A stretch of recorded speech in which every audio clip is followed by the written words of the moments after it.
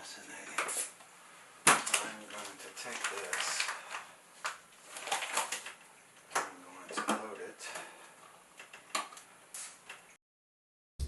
Yes, I want to go through this.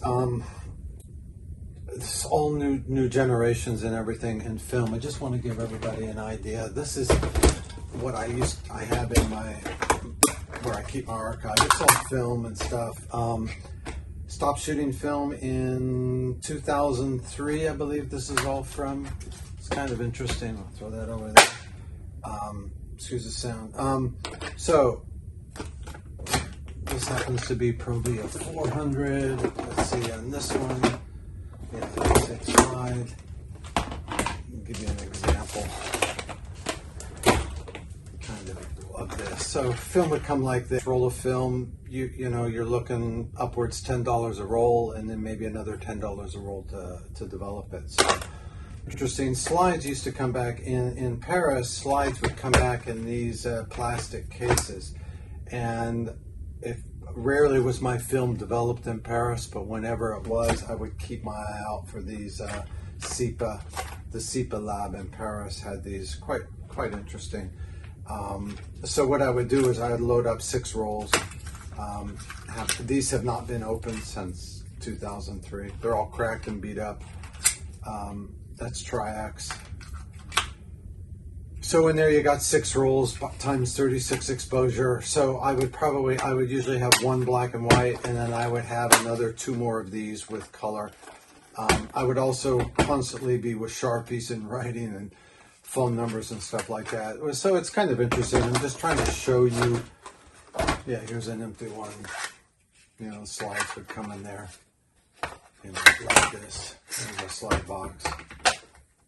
So, you know, they were like that. So I take advantage of them. You would utilize them. Get into that. It's kind of interesting. Let me kind of put that away. I just kind of want to talk about it because to give you an idea of the scale and the volume of the material that I have never seen, at least now with digital. You know, you can fit several hundred rolls of film in here. Myself going on a trip, especially to a conflict or something, if I was going to Grozny or something like that, I might travel with 100 rolls of film. And that's a lot, you know. And so you got a small thing of t-shirts, socks.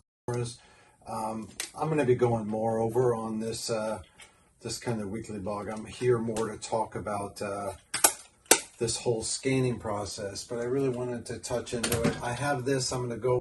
Yeah, so this was probably your most vital tool, was your light meter.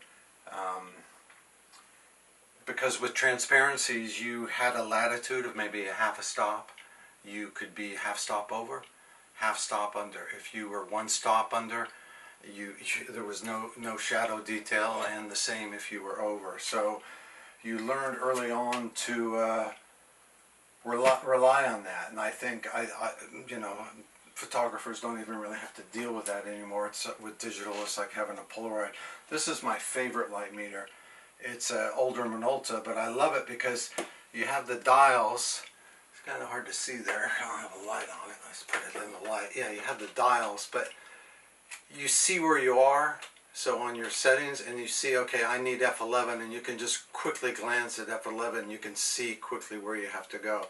Plus, it's great if you're shooting cinema. You know, it's got the markings for the 24 frames per second. It's got the 50, the shutter gate there. It's right at the shutter speed of 50. So it's just very.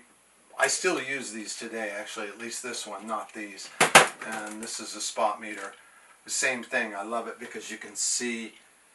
You can see on here, I don't know, put that up because I have that up there. You can see on here, so I use that now. I even have a drone with, if you have polarizers on it and simple, so it's easy to know if you're losing 3 stops, you can just knock it down 3 stops. And it's just, you see where you are, and you know you're on your drone, it's fixed at 2.8, so you can see where you are. It's just a fantastic tool.